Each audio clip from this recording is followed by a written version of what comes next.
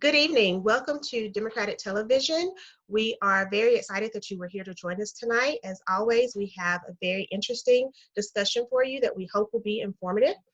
Before we get started, we of course want to invite you to like us on Facebook at Democratic TV Knoxville and follow us on YouTube at DTV Knox so that you can catch up on any episodes that you may have missed or that you want to get more information on and repeat.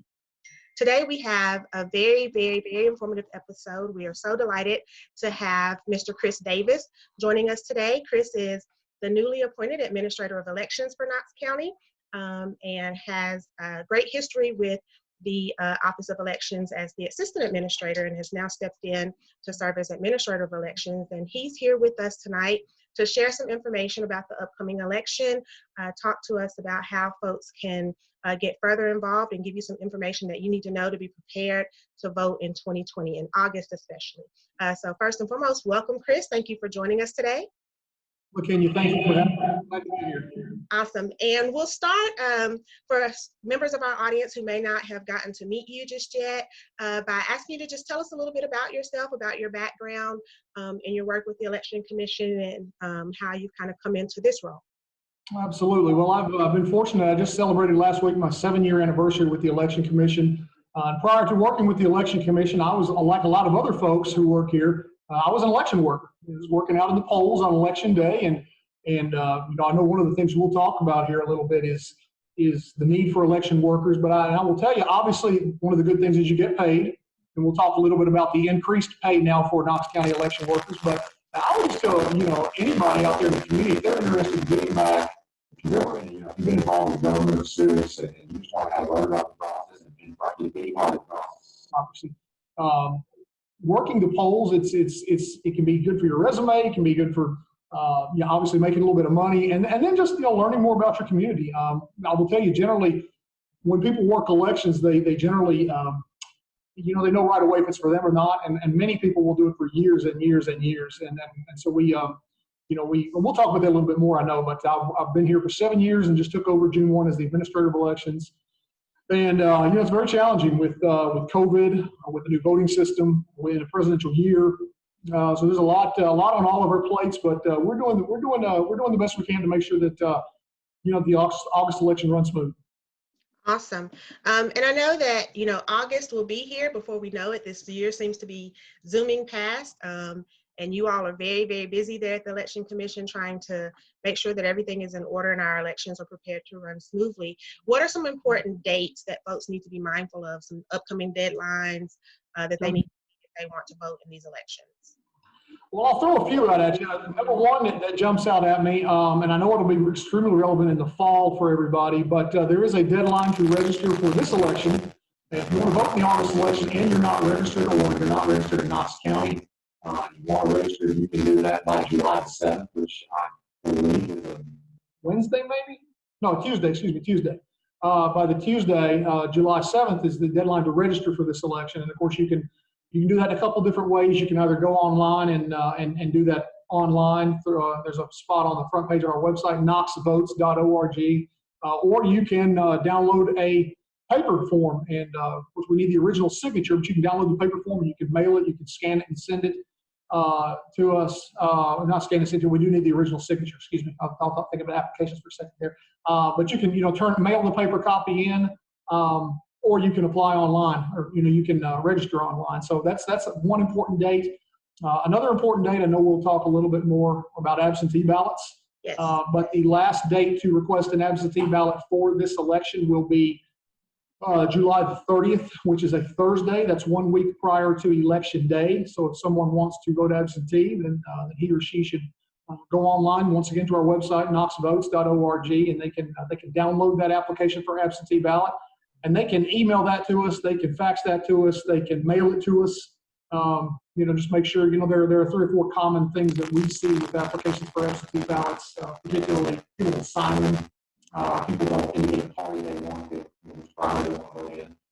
They don't list their full social security number, and to be truthful, some voters have a problem with that, but on the flip side, that's a law, and it's really nothing we can do about that.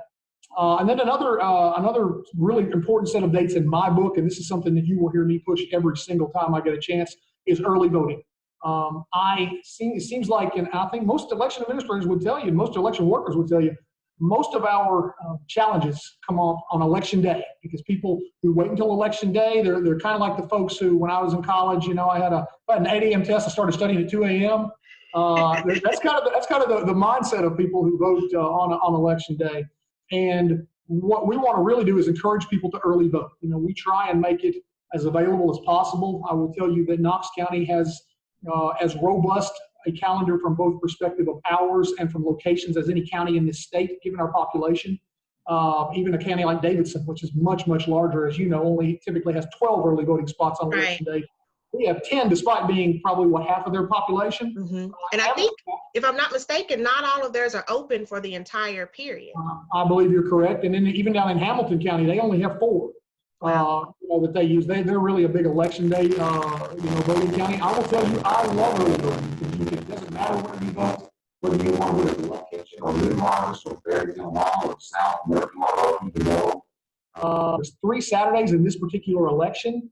A lot of expanded hours. Will be open 3 nights until at least 7 p.m. And then, of course, last Saturday of early voting at the city county building will open up at 8 a.m. So if you want to get in there early before, the good thing I think, particularly in these elections in 2020 with early voting is the fact that you can, if getting out in public makes you hesitant, you get a little, or you just want to avoid the crowds, you don't want to stand in line because of social distancing, you can pick your times during early voting to go where there won't be a real big crowd. So July 17, to get back to your question of dates, is Friday, July 17th through Saturday, August 1st, except for Sundays. That's 14 days of early voting. So I'll push the devil out of that, frankly. And those are really important dates for your listeners to just take advantage of early voting, because I think it's 4 out of the last 5 election days we've seen in Knox County. There have been anything from moderate storms to strong storms to power outages to. You just don't want to roll the dice and take your chances on election day. So just get out and early vote if you can. Those are probably the 3 important sets of dates I would throw at you right now. Awesome. And, I am a very big proponent of early voting also. I will be honest and admit that this past election, for the March election, I was an election day voter. That was the first time in many years that I voted on election day.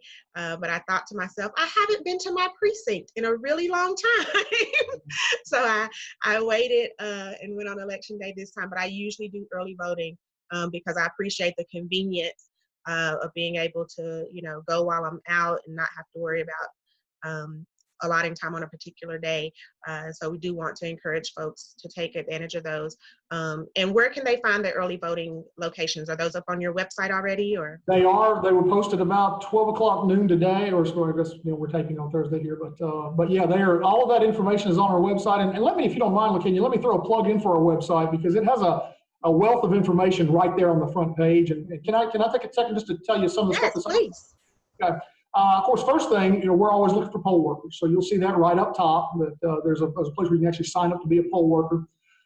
There's also a notice. We changed a polling place today. The Election Commission voted to move Precinct 34, which is Fountain City Library, which is a very small facility that we vote in. That room, maybe that room is 15 by 15, 20 by 20. It's very tiny, and with social distancing, it's a concern, and Central High School sits 300 yards up the road, so we decided let's move it there. It's much bigger and we think much more accessible for voters.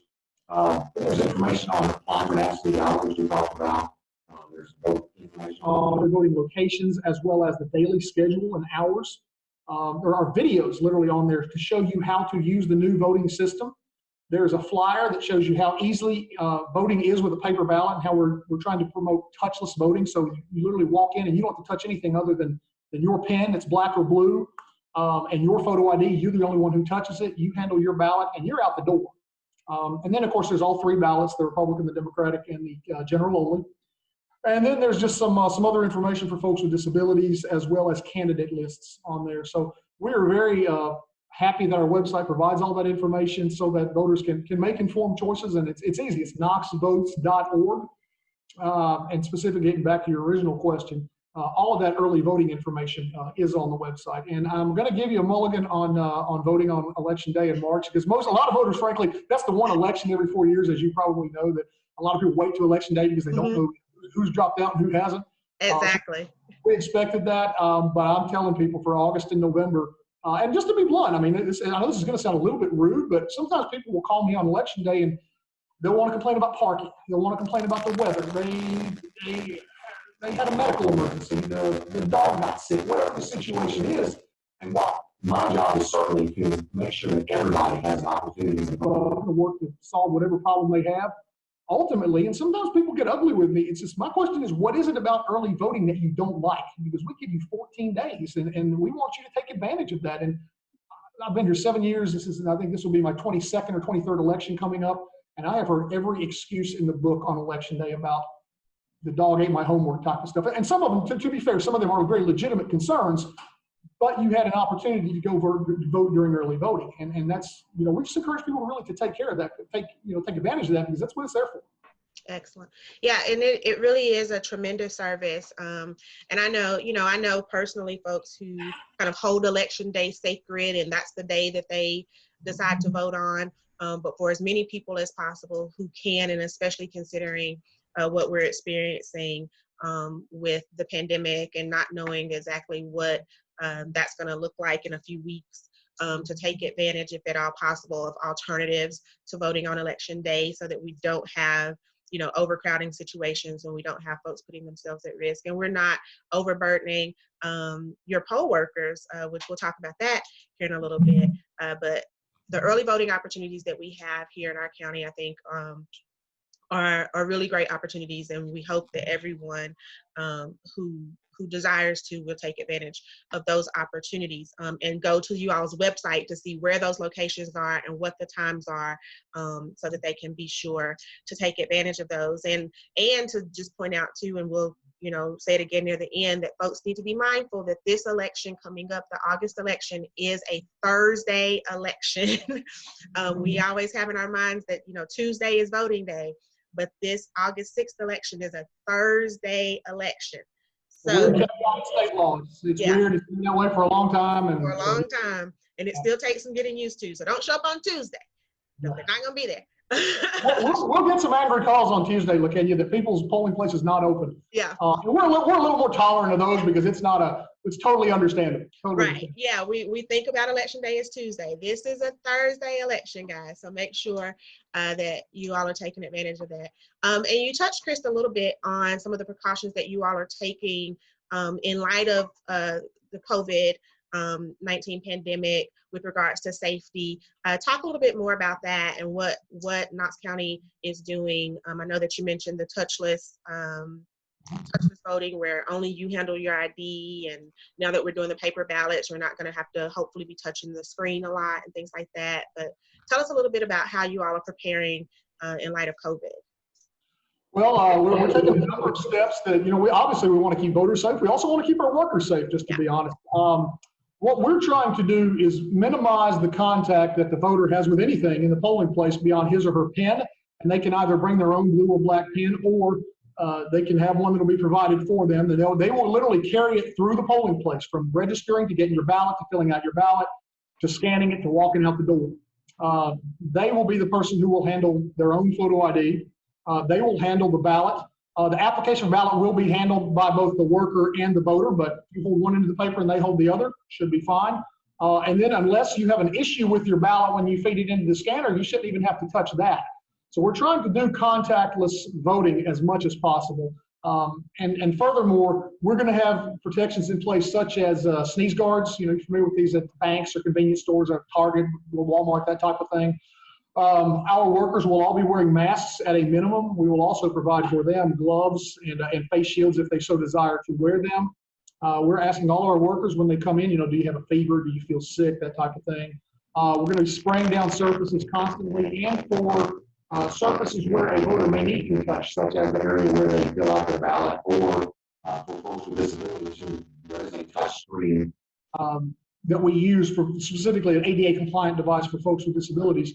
If a voter has to come in and perhaps he or she is blind, or maybe they've got Parkinson's or something where they can't hold a pen, they may need to touch a screen to cast their ballot, and even then it would print out a paper ballot with their choices on it that they can review.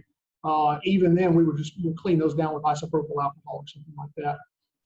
And then try to, in polling places where we can, leave the doors open so that people literally can just walk in and walk out. And we're going to be practicing social distancing, so we're going to be 6 feet apart. So, there may be lines at some times, and I don't know that that'll be a horrible thing, but I would rather have those lines during early voting so that you can kind of manage when you go and when you don't, because on election day, I don't want to see something like what happened in Georgia. I guess it was maybe earlier this month, Kenya. I'd have to I think that was just last week, maybe. Yeah, it was maybe. very recently. Mm-hmm. Yeah, and we certainly don't want that. And I think a lot of that can be alleviated, frankly, if people early vote.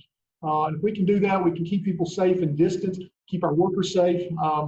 Voters, we cannot make them put a mask on to come into the polling place. That is their choice. I will tell you just the one thing that we'll have to stress, because I can already envision, I should say, some people trying to wear masks in the political. Not on the ballot. But, so if, for instance, somebody wanted to wear a face mask that had like a U.S. Senate candidate's name or U.S. House candidate's name, we're going to make them turn that inside out, or they can't come in. That's just the law. But ultimately, we're trying to keep the voters as safe as possible and do everything we can to keep our workers safe as possible as well. Yeah, so the face masks run under the same category as other apparel or buttons. You can't come in with political, promoting a particular political candidate that's on the ballot. Specifically, either a candidate that is on the ballot, right, or a political party or a cause or something like that. Yeah. Excellent. Awesome. So that's important for folks to know. And you kind of started talking about, in the midst of explaining those procedures, the voting processes with the pen and the scanner. And so for our viewers who we've talked about it a few times here on this show, but for our viewers who maybe have missed those episodes and are not aware yet that we're going to the paper ballot system, tell us a little bit about the new system, the paper ballot system, how that is going to work, who we're using as the vendor for that, and how you all are testing that system, and what folks should expect in using these new systems. You guys, most of your viewers probably who've been voting will know that since 2006 we have used a system from Hart Intercivic out of Austin, Texas. Well, I guess back in 2005 or 6, something like that. It's 15 years ago now, give or take. And we used that system, up through March of this year. Of course, it had the turn wheel that everybody's familiar with, and it came on the screen, and it essentially it's what we call a DRE. It's the direct record electronic. There's not a paper trail. It worked fine. We felt very comfortable and confident that those machines could not be hacked. I'll still stand by that to this day. They were not connected to the internet. However, we chose late last year, early this year, to put out an RFP for different voting systems, and ultimately the winning bid went back to Hart, who was our current vendor, as they were also our previous vendor, for their paper-based system. And so it has 3 big pieces of equipment with it. It has a ballot on demand device. It's nothing more than a ballot printer that prints your ballot off so we can hand it to you.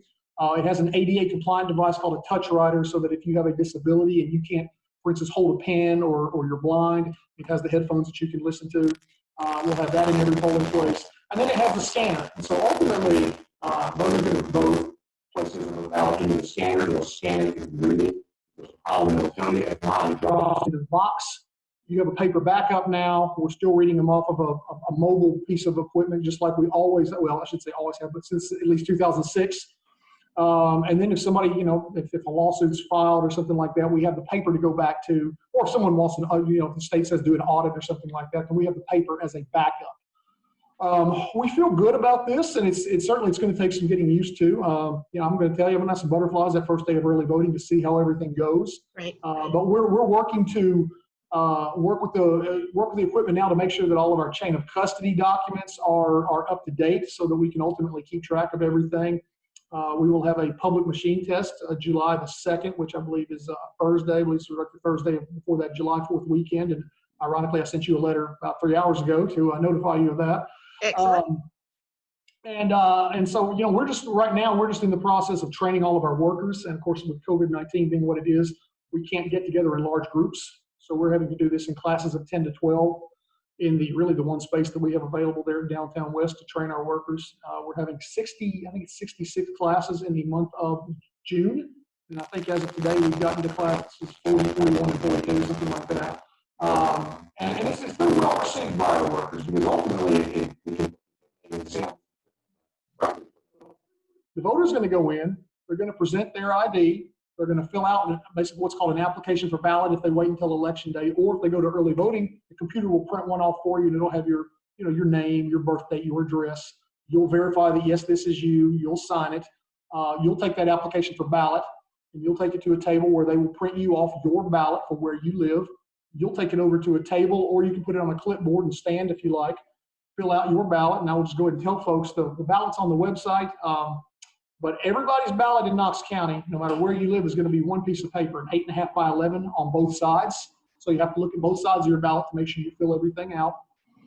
And then after you complete your ballot, you will take it to the scanner. You will run it into the scanner, and assuming you filled in the boxes correctly, just like we did in kindergarten, where you fill in the bubbles, or maybe that was the SAT test or whatever. But, anyway, you'll fill that out, you'll scan it, and presumably you'll be good to go, and you can get out of there. And what we think ultimately is, once the voters get used to this, it should be a lot quicker and easier than having to sit in front of that machine and do this right here all day long with that wheel. And ultimately, that was, I'll be honest with you, I was kind of torn about the idea of going to paper because I like the DREs because they were simple, because I trusted them. But I will tell you now, during COVID-19, the fact that we don't touch a screen or touch a wheel, at least 99% of our voters, those without a disability, that is a good thing. So we're feeling pretty good about that right now. Awesome. So folks should be on the lookout for the new machines and come prepared to fill in your bubble. Yep. And let me also throw a couple of other dates out there that I just forgot to mention. One of the challenges we faced with COVID-19 is we wanted to get out and have a series of open houses to kind of, if anybody wants to get out and look at the machines and put their hands on them and try and vote a ballot, and show them how it works. We've been struggling to get into some places because, as you know, a lot of community centers and senior centers and libraries are all closed. We are going to have at least 2 opportunities for the public to come and look at the machines and see how they work. Those will be Saturday, July 27th, which will be a week from this coming Saturday, from 12 to 2, and it'll be at Downtown West. And we'll send all this information out into something that you'll get, LaKenya. Okay. And then also Saturday, July the 11th, from I think 9 to 11. We'll be doing that there at Downtown West as well. There's plenty of parking. It's kind of closely access to the interstate. We would like to do one in each community in Knox County, but given the fact that it's hard to even get into something right now, we still want to guys. We've got some information on the website. Video. We have the touchless voting information. But we do want to give voters the opportunity, and we're going to invite the media as well, just to kind of see what the machines look like, so that when they go into early voting, and I know they will all go into early voting, but when they go into early voting, they won't be intimidated, and it'll just be a seamless process where they go in, you register, you get your, I should say you check in, you don't register, but you check in, get your ballot, fill it out, scan it, and be out the door. So that's June 27th and July 11th at Downtown West. And we'll be on the lookout to see if any additional opportunities become available. We're trying to schedule 2 or 3 more, but we'll see if that happens, unfortunately. Absolutely. And then wanted to have you talk just a little bit. I know that you all are recruiting poll workers right now. That's always a big need. So if folks are interested in being poll workers, what does that process look like? What are the requirements? Where would they need to go to apply, and what can they expect as a poll worker? Okay. Well, we're always looking for more poll workers. What we really like to do is get a lot of poll workers who make August their first election, because, knock on wood, August is generally a low turnout election. And I'm not saying I wish anything. I'm just saying it's from a numbers perspective. It's going to be record numbers this year, Chris. We're going to make sure of that. Absolutely. We would like potential poll workers, if they want to work, to get some experience in August, so that they're not shell-shocked when it comes to November, because, as you know, November will be a busy time for all of us. And we're always looking for poll workers. It's basically you have to be a registered voter in Knox County. And I think there's a couple of myths I want to kind of dissuade out there, or kind of refute. I think number one, and I hear this a lot from people, is you've got to be retired to work the polls, right? You don't have to be retired. We have plenty. I mean, I started when I was 42 years old. I was just normal Joe out here. I was actually getting ready to get laid off, and I thought this will look good on my resume, and I enjoyed it, and I always enjoyed government and civics, so I did it. you know, you can be as young as 16 years old if you want to work the polls. So we can sign you up and you can work that. It's a new change to state law. It used to be a 17-year-old threshold. If you're at least 18, you have to be a registered voter. And then the second one, and we hear this all the time, is we hear people tell our poll workers, thank you for volunteering. Thank you for volunteering. You get paid. And you know, the good thing, and I want to give kudos to County Commission, they just at the May meeting just approved a raise for our workers. And now if you attend training and work election day in one of the polls, you can make $200 on election day just for attending a couple of short trainings and working on election day. It's a good way to bring to the service community, get back. Have something to put on your resume, just have something to do. You know, a lot of people take advantage of it. And frankly, I know it's, certainly don't want to offend anyone out there, but I hear a lot of people say, well, you have to be old to work the polls. Like, no, you don't have to be experienced to work the polls. I like the word old. I like the word experienced, but seasoned. I always say seasoned. Seasoned. Yeah, there you go. There you go. You're the attorney, the wordsmith. There you go. But you know, we're looking for everybody, and so if somebody's interested, once again, there's information on our website, knoxvotes.org. So just go on there. It's a long day, you know, 8 to 8 or 7:30 to 8:30. You know, when we get there before the polls open, you're there after the polls close to clean up and everything. But this should be a good election to get someone's feet wet. So if people are out there are interested, we literally have all walks of life, all ages, you know, all religions, both parties, independents, doesn't matter. Just apply, and we're always looking for more folks. Excellent. And I know absentee voting is a big question for a lot of folks right now. Tell folks where they can find the absentee ballot request form, what they need to do if they're interested in voting absentee, and what they should expect in that process if they've never voted absentee before. On the front of our website, you can fill out an absentee application for absentee ballot anytime between now and July the 30th and submit that. I would encourage you, if that's something that you are thinking about doing, you know, I would encourage you to do that early, because invariably we will get ballots that will be returned after election day, or we'll get applications that will be returned after that 7-day deadline, and people will call and they will yell at me and they will scream at me, and legally I can't do anything about that. So if it's something, you know, if somebody wants to vote absentee, I just encourage them to do it early. There are, I think, 14 or 15 reasons on there, including at the moment, fear of COVID-19 under a couple of those categories. The most common ones are folks who are in the military overseas, people who are 60 or over. The law used to be 65, we lowered that to 60. Students or other people who are maybe out of the county, or maybe who spend over-the-road truck drivers, people who maybe they're snowbirds or something like that. A typical August election, we see 800 to 1,000 absentee ballot requests. We've already seen, as of this afternoon, somewhere around 5,200. So we know obviously there's an increased desire to vote absentee. But you can fill that form out, and as long as you sign it, indicate a party, you know, put your social security number on there and all your other information. Get that in as soon as you can, and we have to, by law, start sending out military overseas ballots by Monday the 22nd. We'll be doing that this weekend, working on that to make sure the military overseas ballots get out per state law. And then sometime next week, we'll start sending out ballots to everyone else that's requested one. And of course, ultimately, what we want folks to do is remember just to use a blue or black pen, fill it out, follow the instructions that come with it, and get it back as soon as you can, because we want to make sure that it counts. Awesome. Well, Chris, you have given us some great information, and we really appreciate you taking the time to share this with our viewers. We want to make sure that everyone remembers the August 6th election date. If you are requesting absentee, that you need to get that in by July 30th. The early voting will start July 17th.